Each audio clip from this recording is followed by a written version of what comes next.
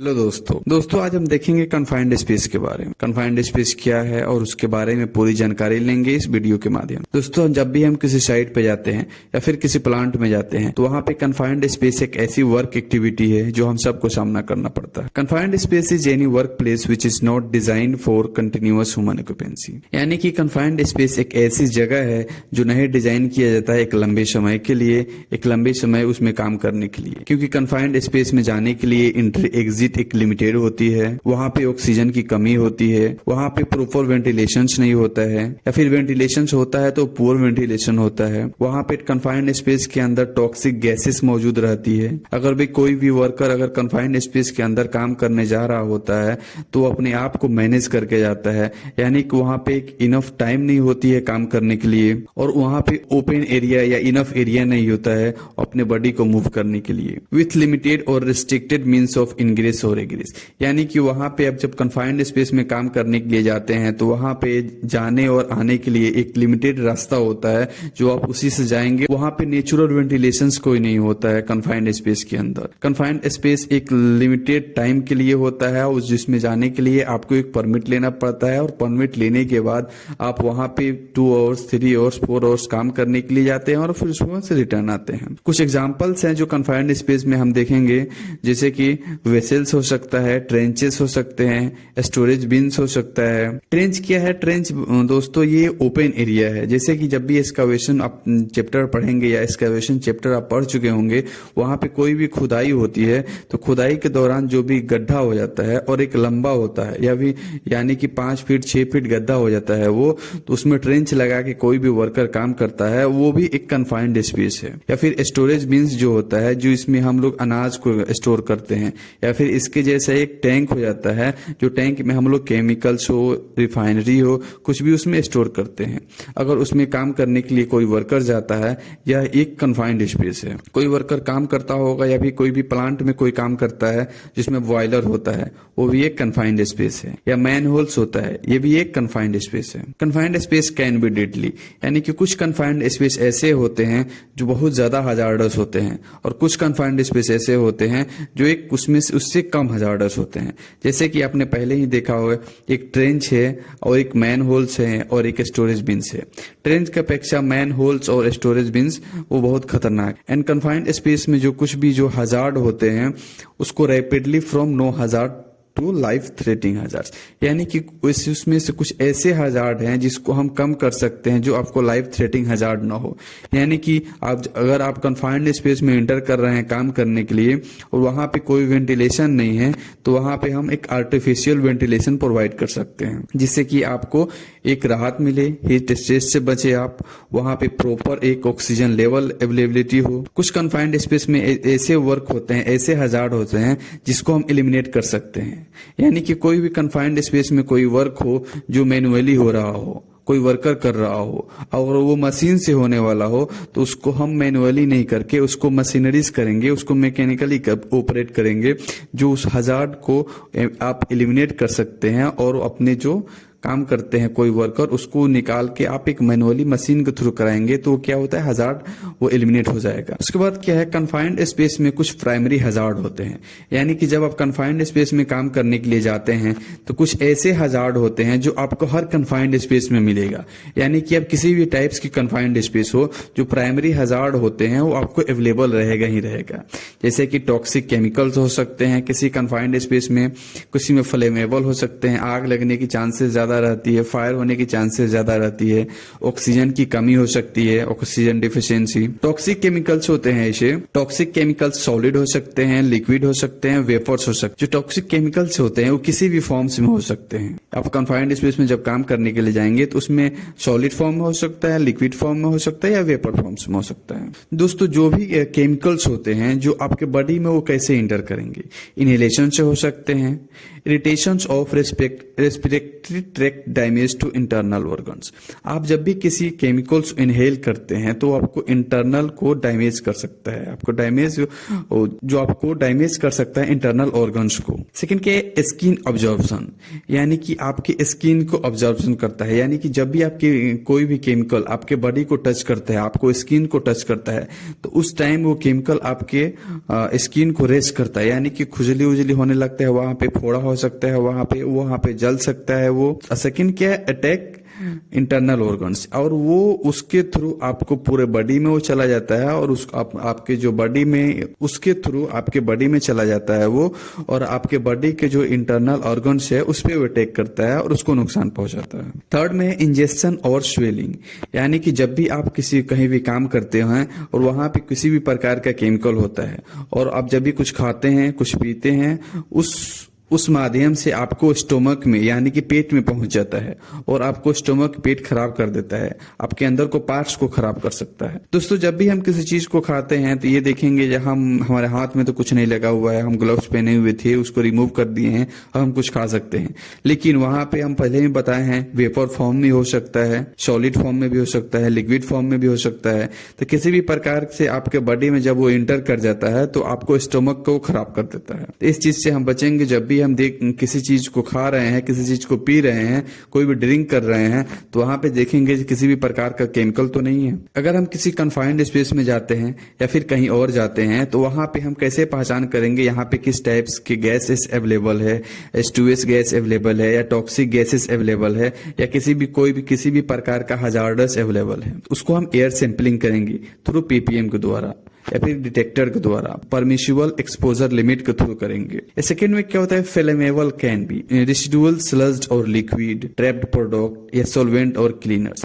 यानी कि दोस्तों जब भी आप देखे होंगे किसी भी क्लिनिक या हो, किसी भी मेडिकल स्टोर हो या कोई भी बड़ी हॉस्पिटल हो, उसमें से बहुत सारे जो हजार्डस मटेरियल निकलते हैं, वो कूड़ा कचरा उसमें से निकलता है, उसको ले आके हम कहीं फेंक देते हैं, कहीं ऐसे जगह फेंकते हैं जो खाली एरिया होता है, और उसी एरिया पे जब आप खुदाई करने के लिए जाएंगे, फिर उसी एरिया पे कोई प्रोजेक्ट स्टार्ट होता है, तो वहां पे जो उस एरिया में जो वो कचरा दबा होता है वो बहुत प्रकार का, यानी कि डिफरेंट टाइप्स को वो गैसेस पैदा करता है। और उस टाइम्स में जब आप जाएंगे, जैसे कि आप इसमें देखें हैं रेसिडुअल स्लज और लिक्विड, यानी कि जो कूड़ा कचरा है ये आपको बहुत प्रकार का गैस से पैदा करता है, वो आपको घातक हो सकता है और आपके बॉडी में इंटर कर सकता है। वो ओपन एरिया भी हो सकता है और कन्फाइंड स्पेस भी हो सकता है। सॉल्वेंट और क्लीनर हो सकता है, यानी कि कोई भी पेंट, जैसे कोई पेंट खराब हो जाता है या कोई पेंट बच जाता है तो कोई फेंक देता है, वो क्या है, ये वो भी एक फ्लेमेबल मटेरियल से, उसमें भी गैसेस पैदा होती है। कोई भी फ्लेमेबल मटेरियल्स हो उसको हम कैसे डिटेक्ट करेंगे, जैसे गैस डिटेक्टर के थ्रू कर सकते हैं, लोअर एक्सपोजर लिमिट LEL के थ्रू कर सकते हैं। LEL जो होता है वो हम किसी भी माध्यम से कहीं भी जाके उसको चेक कर सकते हैं जहां पे हमको काम करना होता है।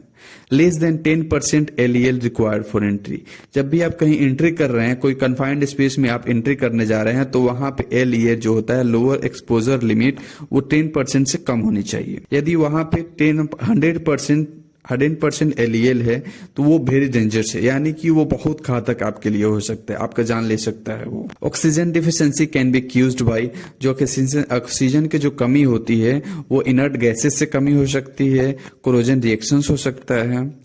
उसके बाद से क्या है दोस्तों एक बहुत इंपॉर्टेंट क्वेश्चन ये है, जब भी हम किसी साइट पे जाते हैं या कहीं भी रहते हैं तो हमको ये चीज हमको नॉलेज में होनी चाहिए और हमको पता होना चाहिए जो हमारा सेफ रेंज ऑक्सीजन का क्या है, ऑक्सीजन का सेफ रेंज क्या हो सकता है, या आपसे कोई पूछ भी सकता है। सेफ रेंज इज 19.5 to 23.5% होते हैं। एक्सेस ऑक्सीजन क्या हो सकता है, 23.5, यानी कि 23.5% से एबव हो, कोई भी ऑक्सीजन हो जाता है कहीं भी, तो वहां पे फायर लगने की चांसेस ज्यादा रहते हैं। यानी कि जब आप कन्फाइंड स्पेस में एंट्री करते हैं वहां पे ऑक्सीजन लेवल 23.5 है, यानी कि जब आप कन्फाइंड स्पेस में एंट्री करते हैं तो वहां पे ऑक्सीजन लेवल 23.5% है या इससे ज्यादा है, तो वहां पे फायर होने के, यानी कि आग लगने की चांसेस ज्यादा रहती है। कोई भी चिंगारी हो जाए, कोई भी चिंगारी होगी तो वहां पे आग लग जाएगी। किसी भी प्रकार का वहां पे जैसे कि आपने देखे होंगे कोई भी नायलॉन कपड़े होते हैं, क्लॉथ्स होते हैं,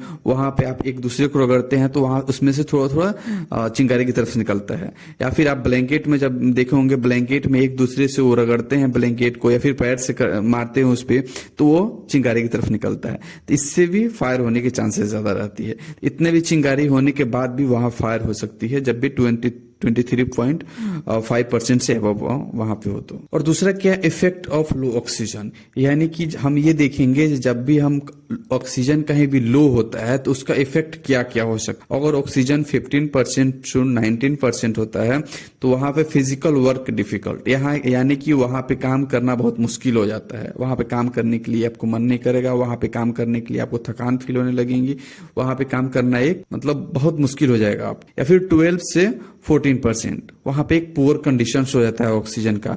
आपको बार बार थकान महसूस होगा, आप बैठने लगेंगे, आपको पसीना आना होगा, आपको स्वेटिंग होने लगेगा या वोमिटिंग होने लगेगा वहां पे। या 9 to 11% वहां पे फेंटिंग हो सकता है, आपको नौसिया होने लगेगा, वहां पे नौसिया हो सकता है। या फिर 6 to 8% होता है, यानी कि 6 to 8% अगर किसी कहीं भी आप एंट्री करते हैं या कन्फाइंड स्पेस हो या कोई भी जगह हो जहां पे ऑक्सीजन लेवल 6 to 8 है, तो वहां पे आपको ज्यादा लंबे समय तक आप जीवित नहीं रह सकते हैं, क्योंकि वहां पे ऑक्सीजन लेवल 8% से आपको कुछ नहीं होने वाला।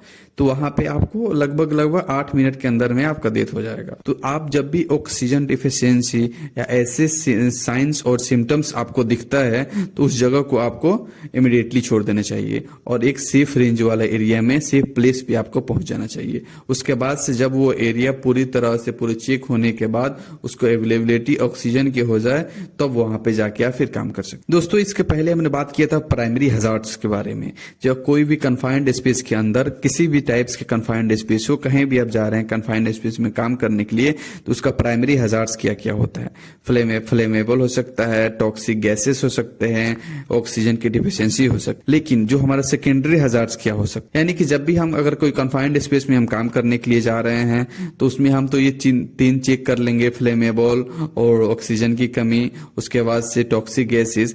लेकिन उसके अंदर हमको अगर कोई हाइट पे काम करना हो या फिर कोई बिल्डिंग का काम करना हो या फिर किसी प्रकार के इलेक्ट्रिक का काम करना हो तो उसमें स्लिप, ट्रिप्स एंड फॉल्स हो सकते हैं जो सेकेंडरी हजार्ड है। उसके बाद होने वाले हजार्ड, वो आदमी उसमें से गिर सकता है, फॉलिंग ऑब्जेक्ट हो सकता है, हीट स्ट्रेस हो सकता है गर्मी के कारण, इलेक्ट्रिक शॉक एंड बर्न्स हो सकता है, आदमी वहां पे जल सकता है, आदमी वहां पे बर्न हो सकता है, वेल्डिंग और कटिंग फ्यूम्स।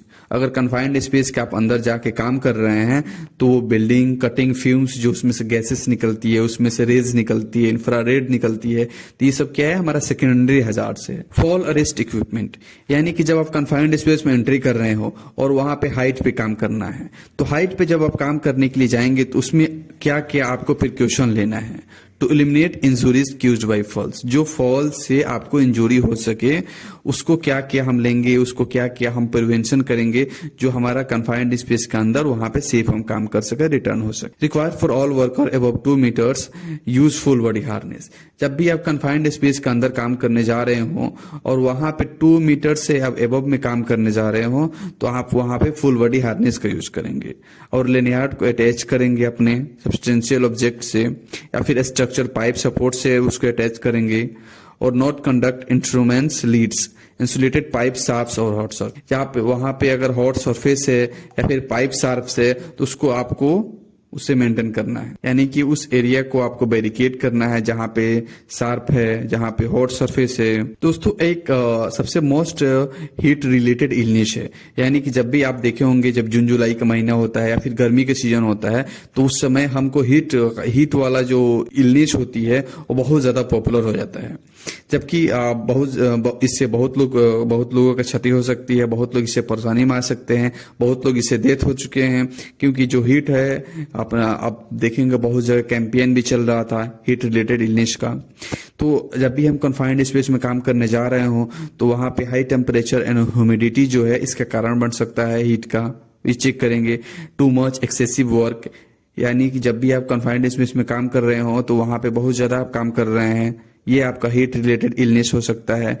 या आप प्रॉपर पानी नहीं पी रहे हैं। एक तो वहां पे बहुत गर्मी है और दूसरे में आप कन्फाइंड स्पेस में काम करने के लिए जा रहे हैं, तो वहां पे आपको एक रूटीन बना लेना चाहिए, क्योंकि हमको एक घंटे के अंदर 30 मिनट्स के अंदर 1 गिलास पानी पीना है। क्योंकि जब भी आप अपने बॉडी में पानी को आप नहीं पिएंगे, तो जब भी आपके बॉडी से पानी निकल रहा होता है तो आपको बॉडी को मेंटेन करेगा। अब जब पानी नहीं पिएंगे तो फिर आपको बॉडी से पसीना निकलेगा, तो आपको हीट स्ट्रेस हो सकता है। दोस्तों, ये ऐसा नहीं है कि आप उस समय आप एक फ्रेश वाटर पिए, ऐसा नहीं कि आप उसमें कोल्ड ड्रिंक पी लें या फिर कोई एनर्जी ड्रिंक पी लें, रेड बुल पी लें। तो ऐसे चीज जो होता है वो आपके बॉडी को और नुकसान पहुंचा सकता है। उस समय आपको एक नॉर्मल वाटर पीना है, जो फ्रेश वाटर हो उसको लेना है। और जो हीट रिलेटेड इलनेस है वो उसका सिम्टम्स क्या क्या हो सकता है, क्रैम्प्स हो सकता है, डिजीनेस हो सकता है, आपके मतलब बेहोशी की हालत में होने लगेंगे आप, हेडेक हो सकते हैं, आपके सर में दर्द हो सकता है, वोमिटिंग, आपको उल्टियां आने लगेंगी, आप अनकॉन्शियस हो जाएंगे, आपको बेहोशी की हालत में आप गिरने लगेंगे। और इसको हम रोक कैसे सकते हैं? एक बहुत कैंपेन चल रहा था हमारे इंडिया में भी और अदर कंट्री में भी हीट रिलेटेड इलनेस का, जो कैसे हम अपने हीट स्ट्रेस से बच सकते हैं। हमारे बहुत जो पॉपुलर आदमी है जिसको बहुत सेफ्टी में रहता है, वो भी हीट रिलेटेड इलनेस से वो ग्रसित हो गया। उसके एक दूसरे से वो शिकार हो जाता है। उसमें क्या होता है, ड्रिंक प्लेंटी वाटर ऑफ, मतलब एक क्या है, फ्रेश सादा पानी पिए आप उस समय, और बहुत ज्यादा पानी पिए। एक लिमिटेड टाइम बना लें आप, हमको 30 मिनट्स के अंदर पानी पीना है, हमको 1 घंटे के अंदर पानी पीना है, 1 गिलास पानी पीना है हमको। उसमें एक अलार्म सिस्टम आप फिक्स कर लें, जो कंपनी में जितने आदमी काम कर रहे हैं वो 30 मिनट्स के अंदर में एक अलार्म बजेगा, उसके अंदर आपको पानी पी लेना है। इसको क्या है, इससे हम लोग क्या आता है, हीट रिलेटेड इलनेस होता है उसको कम कर सकते हैं। Take frequent breaks in the sheet, यानी कि जब आप काम कर रहे हैं रेगुलरली काम न करें, उसमें थोड़ा थोड़ा ब्रेक लेते रहें। और वियर क्लोथिंग, अब जब भी काम कर रहे होते हैं तो क्लोथिंग जो होता है अपने कपड़े को पहने, कॉटन कपड़ों को पहने, जो आपको ढीला ढाला हो, आपका बॉडी को जो होता है पूरा अटैच्ड नहीं हो, पूरा पकड़ा हुआ नहीं हो। एक कॉटन कपड़ा पहनेंगे तो आपके बॉडी में एयर एंटर करता रहेगा, आपके बॉडी सूखा रहेगा, उसमें आपको पसीना थोड़ा कम निकलेगी। अगर कोई काम कर रहा है कन्फाइंड स्पेस के अंदर, इलेक्ट्रिक के काम कर रहा है, तो इलेक्ट्रिक शॉक्स एंड बर्न्स हो सकता है। उसमें क्या क्या हजार्ड्स हो सकते हैं, इलेक्ट्रिकल हजार्ड्स हो सकते हैं। When there is a potential to be expose to live conductors, when there is a need to isolation of rotating equipment, यानी कि जब भी, जैसे कि कोई वर्कर है जो कन्फाइंड स्पेस के अंदर उसको इलेक्ट्रिकल का वर्क करना है, तो वहां पे जब भी वो कन्फाइंड स्पेस के अंदर एंट्री करेगा तो सबसे पहले जो मेन बोर्ड स्विच है जो बाहर में है उसको आइसोलेट करेगा, यानी कि वहां पे लैग आउट टैग आउट, वहां पे टैग लगाएगा, वहां पे उस ताले को लॉक करेगा और चाबी अपने पास रखेगा। क्योंकि जब भी वो लॉग आउट टॉग आउट ऑन नहीं करेगा तो कोई दूसरे वर्कर या फिर कोई दूसरे स्टाफ, जो कोई भी अगर पर्सन आता है उसको दूसरे जगह नीड होती है लाइट की, तो वो सडनली ऑन कर सकता है, और आप जो कन्फाइंड स्पेस के अंदर काम कर रहे हैं वो सडनली आपको इलेक्ट्रिक शॉक लग सकता है या डेथ हो सकता है आपका। तो जब भी आप कोई भी वर्कर अगर कन्फाइंड स्पेस के अंदर काम कर रहा हो या भी कहीं भी काम कर रहा हो, तो वहां पे लेग आउट टैग लगाना बहुत जरूरी है। तब इससे आपको ये पता चलता है जी यहाँ पे कोई वर्कर काम करने के लिए गया है और ये स्विच ऑफ किया गया है और वहां पे लेग टॉग आउट का लगा हुआ है बैनर। उसके बाद से क्या है, जब आप उसको ऑन करेंगे, उसको ताला को खोलेंगे तभी आप ऑन कर सकते हैं, बिना खोले कोई ऑन नहीं कर सकते। जब भी आप काम करने जाएं तो वहां पे लेग आउट टॉग आउट को लगा कर ही जाए। उसका और जो कन्फाइंड स्पेस के अंदर है उसमें हजार्ड्स क्या हो सकते हैं, उसको हजार्ड को कंट्रोल कैसे किया जा सकता है। जैसे कि उसमें अगर पानी उनी कोई गिरा हुआ होता है उसको क्लीन कर देना होता है, कोई भी केमिकल्स गिरा होता है उसको क्लीन कर देना होता है। ऑक्सीजन को हम पहले ही बता चुके हैं जो 19.5% to 23.5% का अंदर में होनी चाहिए, बिटवीन इतने के अंदर में होनी चाहिए, इससे ज्यादा नहीं होनी चाहिए और इससे कम भी नहीं होनी चाहिए। जो फ्लेमेबल है वो कम से कम 10% से कम होनी चाहिए, 10% से अबव नहीं होनी चाहिए। टॉक्सिक केमिकल्स जो कंटेमिनेटेड है बिलो पीएल, यानी कि जो टॉक्सिक गैसेस है, टॉक्सिक केमिकल्स है वो बिलो होना चाहिए, परमिशिबल एक्सपोजर लिमिट से कम होनी चाहिए, उससे ज्यादा नहीं होना चाहिए। तो ये जो हमारा कुछ टॉपिक्स था जो कन्फाइंड स्पेस के अंदर हम इस चीज को फॉलो करेंगे तो जो हम इस चीज से बच सकते हैं। क्योंकि कन्फाइंड स्पेस एक ऐसी जगह है जहां पे एक आप नॉर्मल आदमी को एक एंट्री करता है और एक इंटेंट ऊपर रहता है, तो कोई भी इंटेंट ऊपर रहता है तो आपसे वो कांटेक्ट में रहता है। 30 मिनट्स 15 मिनट के अंदर में आपसे वो कांटेक्ट करता है कि आप अंदर ठीक हैं कि नहीं है। तो आप अकेले जा रहे हैं तो इस चीज को प्रिकॉशन करेंगे, इस चीज का एहतियात करके जाएंगे, फुल सेफ्टी में जाएंगे तो आपको नुकसान नहीं होगा। दोस्तों आशा करते हैं आपको वीडियो अच्छा लगा होगा। अगर आपको वीडियो अच्छा लगा है, आप अभी तक बने हुए हैं तो चैनल को सब्सक्राइब कर लीजिए और इससे रिलेटेड फिर अगले वीडियो में आप अच्छी जानकारी लेके फिर कन्फाइंड स्पेस के बारे में या फिर दूसरे किसी के बारे में जानकारी लेंगे। अगर किसी और टिप टॉपिक्स के बारे में या फिर कन्फाइंड स्पेस के बारे में कोई और जानकारी चाहिए तो आप कमेंट कर सकते हैं।